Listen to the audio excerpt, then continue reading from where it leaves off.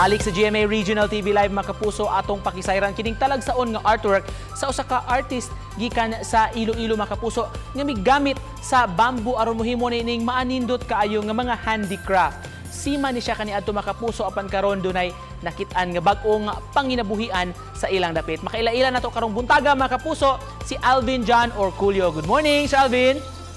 Good morning po, Sir Nico. Kumusta po? I'm fine, sir. How about you, sir? Kumusta po? Nagka-pandemya, sir? Okay naman. Okay naman dyan sa inyo, sir? Okay naman, sir. Okay po, Sir Nico. Sir, Ayos na ayos lang. kailan ka nagsimulang mag-bamboo handicraft, sir? Paano mo naisipan ito, sir? Noon, 15 years old, sir, nakita po sa ginagawa ni tatay, na maliit pa ako. So, naisip ko, ano ba ginagawa nitong tatay? Tapos, sabi ko, try ko ba gagawin kung kaya ko gawin. So, ginawa ko, pero maraming na-reject talaga, sir. Di kaya ko gagawin ito, mga craft na bamboo art. Di ba, sir, we learned na seaman ka, sir, before, pero pat mo naisipan, sir, na gumamit ulit, mag-bamboo art ulit, sir? Pagbaba ko dito, sir, kasi nisip ko, wala akong trabaho, sir, eh. So, Sir Nick, so isip ko, i-gawin ulit yung bamboo art. So, gumawa ako ng isang bamboo art na katulad nito ng centipede, at saka mantis, spider,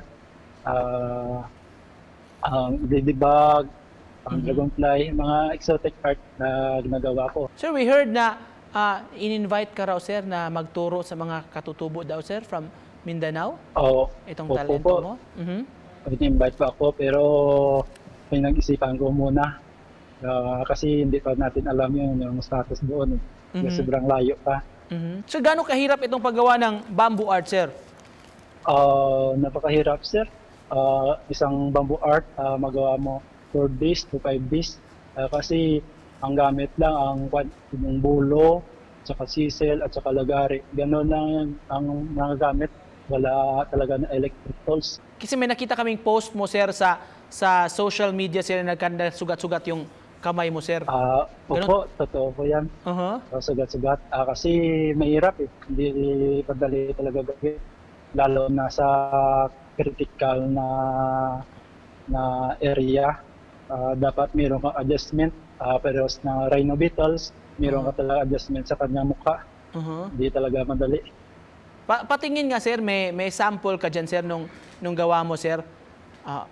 Sige, sir, meron ako dito ang centipede. Ito po yung centipede na binuo ko. Wow. Yan, sir, Anong challenges nung paggawa mo niyan, sir, sa centipede?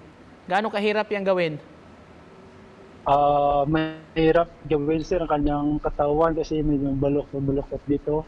6 days to 7 days dito ko nabuo. Basically, ba't mga insects yung mga, of course, centipede, mga bugs? Centipede.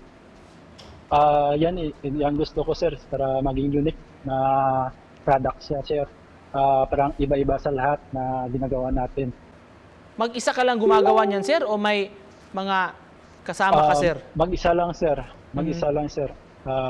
Yung ginagawa ko, in-apply ko, tapos pinupost sa YouTube. Finally, Sir Alvin, baka may gusto kang sabihin, sir, mensahe sa mga nanonood sa atin ngayon, sir.